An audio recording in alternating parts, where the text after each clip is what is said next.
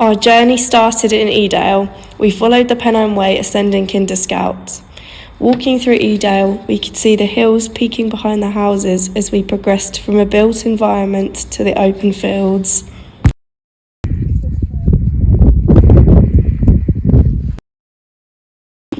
This led to legislation in 1949 to establish the national parks. It has acted as a catalyst for other legislation, significantly impacting access to land.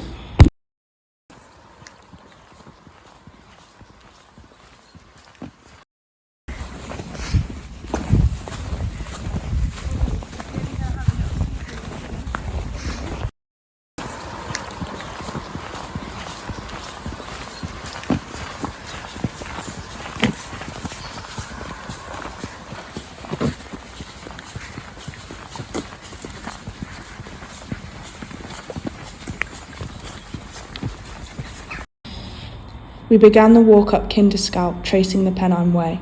We were in awe of the dramatic undulating hills surrounding us.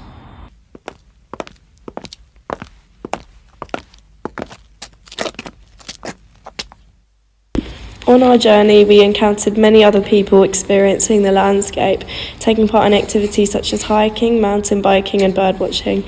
Being in a fairly isolated place made us appreciate seeing other walkers and, although fleeting, our interactions with them. As Gail states, public space presents an opportunity to be with others in a relaxed and undemanding way. Our right to roam provides us with opportunities to connect with people and remind us that we are present.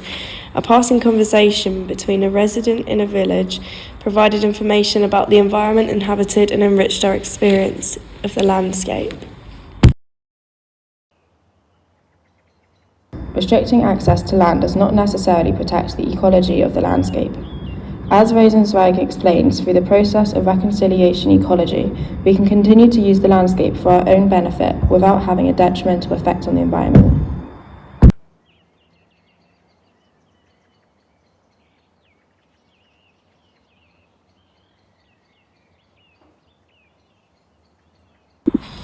The appreciation of beauty in landscapes is innate. It transcends time, built into us through evolution. What we experience now is what the trespassers 90 years ago would have felt: appreciation and acknowledgement of the vastness of nature, the sublime.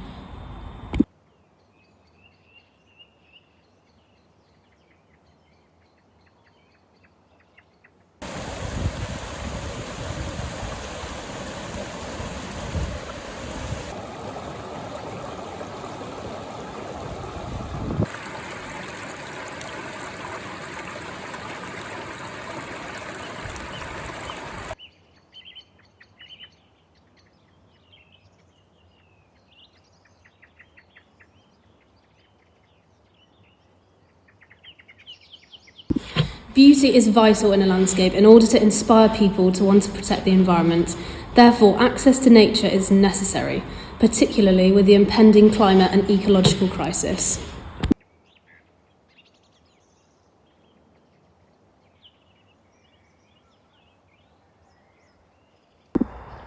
Walkers and participants in the landscape help maintain the ecology by acting as passive guardians. People in the landscape and conservation can form a harmonious relationship.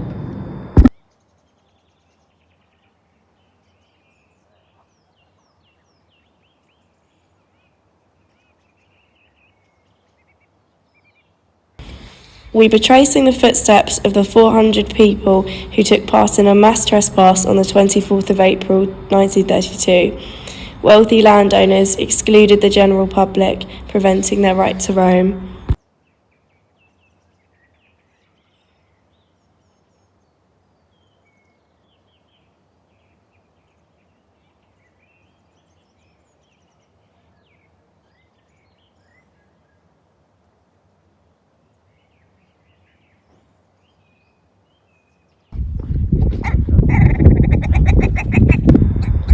As we neared the Kinder Scout Plateau, we observed the grouse, which reminded us why the people were denied access to the land 90 years ago. Grouse shooting had increased in popularity in the early 1900s, and many landowners saw this as an economical asset to exploit. This led to more rigorous enforcement of preventing access. Although the trespassers 90 years ago had a significant impact on shifting legislation on land access, there is still inequality rooted within the landscape. Statistics show that although 9% of the British population is from an ethnic minority group, they constitute only 1% of visitors to the countryside.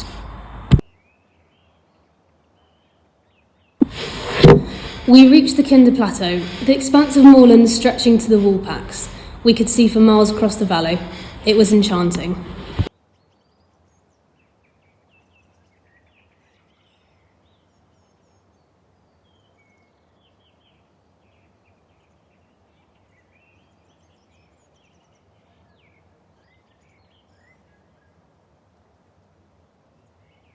On Friday the 13th of January 2023, a landowner in Dartmoor won a case in favour of abolishing the right to wild camp in Dartmoor, the only place where this was legal.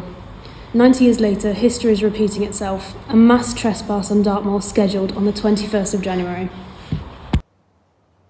Retracing the steps of people from 1932 on our journey reinforced the importance of being in nature for us, which essentially comes down to our right to roam. History repeating itself is deputising not only our freedoms but the environment. Access to nature is vital.